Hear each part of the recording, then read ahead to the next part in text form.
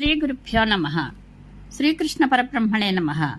శ్రీమద్ భాగవత మహాపురాణం నందలి దశమస్కంధంలోని పూర్వార్ధమునందు 40వ అధ్యాయము ప్రారంభము. ఈ అధ్యాయంలో అక్రూరుడు శ్రీకృష్ణుని ఇట్లు స్తుతించెను. శ్రీమన్నారాయణ, అఖిల కారణకారణుడవు అగు నీకు నమస్కరించుచున్నాను. నీవే ఆదిపురుషుడవు, అవ్యయుడవు. నీ నాభికముల నుండి ఆవిర్భవించిన బ్రహ్మదేవుని ద్వారా ఈ లోక సృష్టి జరిగినది. పంచమహాభూతములైన భూమి, జలము, అగ్ని, వాయువు, ఆకాశము అనునవియు, అహంకారము, మహత్తత్వము, ప్రకృతి, పురుషుడు, మనసు, పంచ జ్ఞానేంద్రియములు, పంచ కర్మేంద్రియములు, వాటి అధిష్టాన దేవతలు, ఇంద్రియార్థములు, వీటన్నిటితో కూడిన చరాచర జగత్తు, అట్లే వాటి వ్యవహార కారణములన్నీను నీ అంగస్వరూపములే.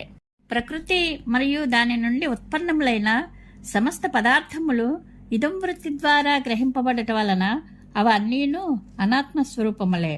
అందువలన అవి జడములు కనుక ఆత్మస్వరూపుడవైన నిన్ను అవి తెలియజాలవు. బ్రహ్మ వాస్తవముగా నీ స్వరూపమే అయినను ప్రకృతి గుణములతో సంబంధము కలిగి ఉన్నందున అతడును గుణాతీతమైన నీ స్వరూపమును ఎరుగజాలడు. సాధుపురుషులైన యోగులు నిన్ను తమ అంతఃకరణములలో ఉన్న అంతర్యామిగను, సమస్త భూతముల యందును, భౌతిక పదార్థముల యందు వ్యాపించిన పరమాత్మగను, మరియు సూర్యుడు, చంద్రుడు, అగ్ని మొదలగు దేవతలలో ఉన్న ఇష్టదేవతగను, అట్లే వీటికి సాక్షియగు మహాపురుషుడిగాను, నియంత అయిన ఈశ్వరుడిగాను ఉపాసింతరు. ఋగ్యజుస్సామవేదములలోని కర్మభాగములందు వివిధ యజ్ఞములు ప్రతిపాదింపబడినవి. కర్మకాండను ఆశ్రయించిన ద్విజులు నీ అంగభూతులైన ఇంద్రాది దేవతల నామములతో ఆ యజ్ఞముల ద్వారా నిన్ను ఉపాసింతురు.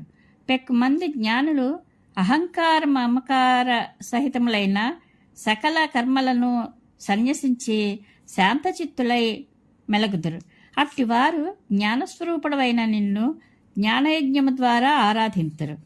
సంస్కార సంపన్నులైన మరికొందరు విద్యుక్తములైన పాంచరాత్రాది నియమములతో తన్మయులై చతుర్వ్యూహ వైభవములతో ఒప్పిడి పెక్కు రూపములలోనూ అట్లే శ్రీమన్నారాయణుడిగా ఏకరూపములను విలసిల్లుచుండెడి నిన్ను పూజించుచుందురు.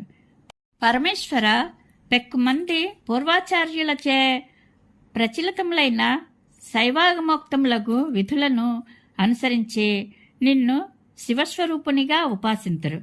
అదీను నీ ఆరాధనమే అగును. స్వామి, ఇతర దేవతలను నీకంటే వేరైన వారినిగా భావించి వారిని కొందరు ఆరాధించుచుందురు. నీవు సర్వదేవతా స్వరూపుడవు, సర్వేశ్వరుడవు కావున వాస్తవముగా ఇతర దేవతలను ఆరాధించినను నిన్ను ఉపాసించినట్లే అగును. దేవా, పర్వతముల నుండి ప్రభవించిన నదులు అన్నీను వర్షజలములతో నిండి అన్ని వైపుల నుండి సముద్రమునే చేర్చున్నవి. అట్లే వివిధములకు ఉపాసనా మార్గముల ద్వారా పూజించినను అవి అన్నీను నిన్నే చేరును. ప్రభు, నీ ప్రకృతి సత్వరజస్తమో గుణాత్మకమైనది. బ్రహ్మ నుండి మొదలుకొని స్థావర పర్యంతము సకల చరాచర జీవులు ప్రకృతి నుండి ఉత్పన్నమగును. వస్త్రము దారములతో ఓతప్రోతములై ఉన్నట్లుగా ఈ సమస్త జీవులు ప్రకృతి యొక్క త్రివిధ గుణములతో ఓతప్రోతములై ఉన్నవి. పరమపురుష, నీవు బ్రహ్మాది సకల క్షేత్రజ్ఞులకును ఆత్మస్వరూపుడవు అయినను క్షేత్రాభిమాన రహితుడవు. సకల వృత్తులకును నీవు సాక్షివి. ఈ గుణప్రవాహము దేవతల యందును, మనుష్యుల యందును, పశుపక్ష్యాదుల యందును వ్యాప్తమై ఉన్నది. కాని నీవు వాటికి సర్వథా అతీతుడవు. అట్టి నీకు నమస్కారము. పురుషోత్తమ, నీవు విరాట్ పురుషుడవు. అగ్ని నీ ముఖము, పృథ్వీ నీ పాదయుగము, సూర్యచంద్రులు నీ నేత్రములు, ఆకాశము నీ నాభి, దిక్కులు నీ కర్ణములు, స్వర్గము నీ శిరస్సు, ఇంద్రాది దేవతలు నీ బాహువులు, సముద్రములు నీ ఉదరము, వాయువు నీ ప్రాణశక్తి, వృక్షములు మరియు ఓషధులు నీ రోమములు, మేఘములు నీ శిరోజములు, పర్వతములు నీ ఎముకలు మరియు గోళ్ళు, రాత్రింబవళ్ళు నీ కనురెప్పపాటలు, ప్రజాపతి నీ జననేంద్రియము, వర్షజలము నీ వీర్యము.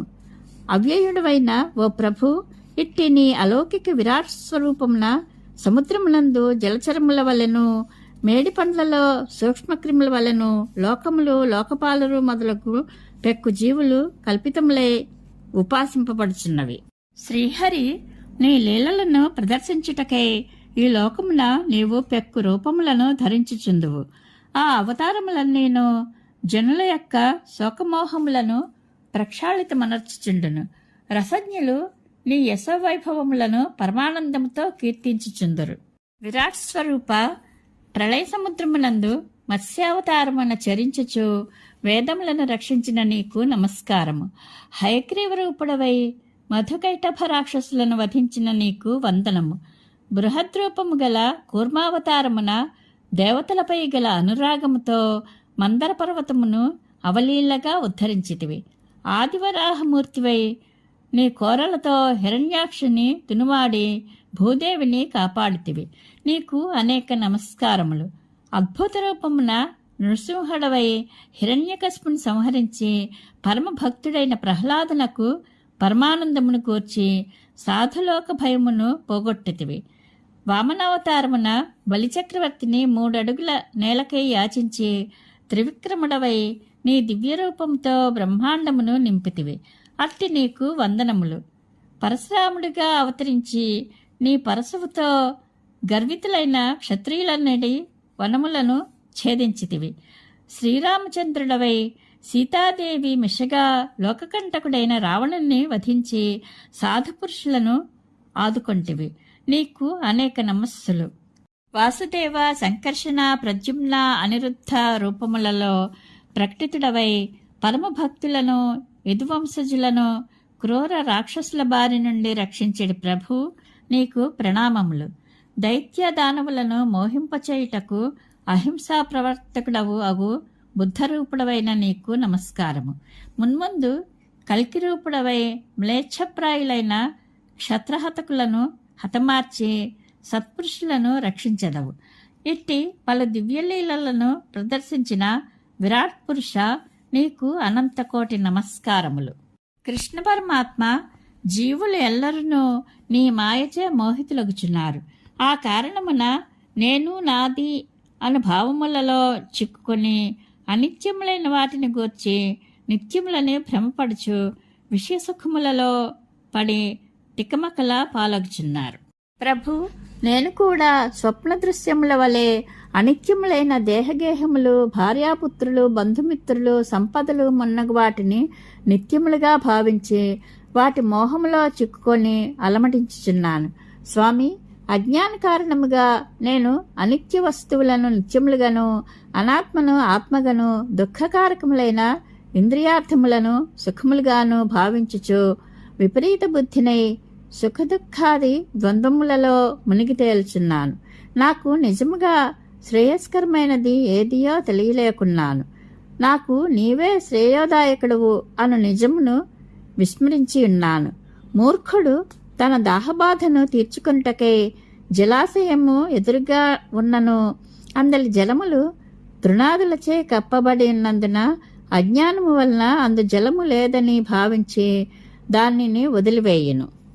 అంతేగాక సూర్యకాంతి ప్రభావము వలన జలములు ఉన్నట్లుగా కనబడే మృగతృష్ణలో నిజముగా జలము ఉన్నట్లు భ్రమపడి దాని వెంటబడును. అట్లే నేను మోహములో పడి నిజముగా శ్రేయోదాయకుడవైన నిన్ను ఆశ్రయింపక విషయానుభవములలోనే సరి అయిన సుఖమున్నదని తలంచి వాటి వెంట పడుచున్నాను. ఇంద్రియార్థముల ఆకర్షణలో పడిన నా మనస్సు వాటిని పొందుటకై వివిధ కామ్యకర్మలలో పడి నలిగిపోయినది. ప్రబలములైనవి, అదుపు చేయుటకు అలవి కానివి అయిన ఇంద్రియములు మనస్సును మధించి బలవంతంగా వాటి వైపు లాగుచున్నవి. కనుక ఆ మనస్సును నిరోధించుటకు నేను అశక్తుడను. స్వామి, ఈ విధముగా మనస్తాపమునకు లోనయ్యున్న నేను నీ చరణకమలముల చెంతకు చేరితిని. అది దుష్టులకు దుర్లభము. అట్లు చేరగలుగుట కూడా నీ అనుగ్రహ ప్రభావముననే అని నేను విశ్వసించుచున్నాను. ఏలయన పద్మనాభ, సాంసారిక తాపముల నుండి బయటపడే సమయము ఆసన్నమైనప్పుడే పురుషుని యొక్క చిత్తవృత్తి నీ ఉపాసన వైపునకు మరలను. దేవా, నీవు జ్ఞానస్వరూపుడవు, జ్ఞానప్రదుడవు, జీవుల యొక్క ప్రారబ్ధ కర్మలను అనుసరించి వారి యొక్క సుఖదుఖములను నియంత్రించువాడవును నీవే. నీ శక్తులు దివ్యములు, అనంతములు. నీవు వాత్సల్య, సౌశీల్య, సౌలభ్యాది గుణములచే విలసిల్లుచుందువు. ఓ వాసుదేవ, నీవు సకల ప్రాణులయందును అంతర్యామివై విలసిల్లుచు వారి మనోబుద్ధీంద్రియాదులను నియంత్రించుచుందువు. అట్టి నిన్ను శరణు వేడుచున్నాను. నీకు 10,000 నమస్కారములు. ఓ ప్రభు, సంసార తాపత్రయముల నుండి ఉద్ధరించి నన్ను రక్షింపము అని అక్రూరుడు శ్రీకృష్ణ పరమాత్మని స్తుతించెను. ఇది శ్రీమద్ భాగవత మహాపురాణమునందలి దశమస్కంధములోని పూర్వార్థమునందు 40వ అధ్యాయము సంపూర్ణము. శ్రీకృష్ణానుగ్రహ ప్రాప్తిరస్తు. శుభం భూయాత్.